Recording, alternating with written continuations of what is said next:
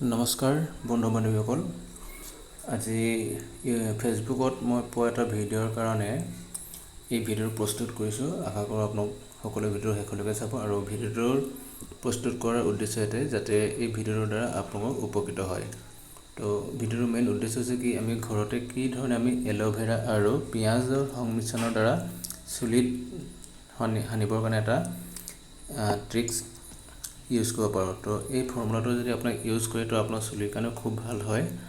আজি মোৰ শ্ৰীমতীয়ে ঘৰতে এইটো প্ৰস্তুত কৰিলে ছোৱালীৰ কাৰণে, আৰু ভিডিঅ'টো শেষলৈকে আপুনি চাই থাকিব। ছোৱালী চুলিত কি ধৰণে লগোৱা হৈছে। প্ৰথমতে এল'ভেৰা আৰু পিঁয়াজ কাটি লৈ পিনে এনেকৈ মিক্সিত দি ল'ব।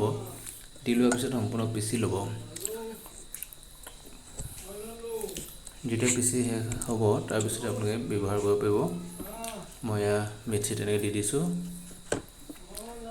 আপোনালোকে এই ধৰণে ব্যৱহাৰ কৰি চাবচোন এইখিনি। তো এনেকৈ পিচি লৈ লওঁ প্ৰথমতে। এতিয়া এইখিনি কি কৰিব, এখন ৰুমালত দি ল'ব। ৰুমালত দি পিনে এইখিনি চেপি দিব।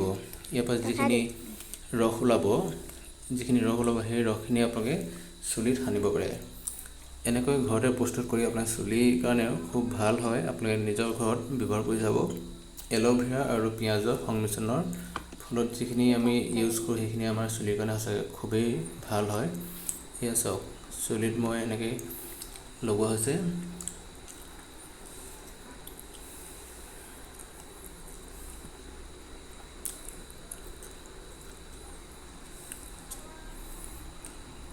চুলিত এনেকৈ আপোনালোকে লগাবচোন। চুলিৰ কাৰণে খুব ভাল হয় আৰু এইটো সম্পূৰ্ণ এটা নেচাৰেল হয়। কোনো ইয়াত ছাইড এফেক্ট নাথাকে। আমি যিহেতু শ্বেম্পু ইউজ কৰোঁ, তো শ্বেম্পুবিলাক হৈছে এটা কেমিকেলযুক্ত শ্বেম্পু। ব্যৱহাৰ কৰাৰ ফলত চুলি হয় ভালো হয়, কিন্তু কিছুমান ক্ষেত্ৰত বেয়াও হয়। তো এইটো আপুনি ব্যৱহাৰ কৰি চাবচোন। ইয়াত কাৰো কোনো অনিষ্ট নহয়, চুলিৰ কাৰণে খুব ভাল হয় আৰু আমাৰ স্কিনতো কোনো ধৰণৰ ছাইড এফেক্ট নহয়। আৰু আপোনাক সকলোৱে জানে পিঁয়াজ আমাৰ চুলিৰ কাৰণে খুব ভাল হয়। তো এনেকৈ লগাবচোন আপোনালোকে। আপোনালোকে ভিডিঅ'টো চাই ভাল পালে নে চেনেলটো ছাবস্ক্ৰাইব কৰি ল'ব। ধন্যবাদ।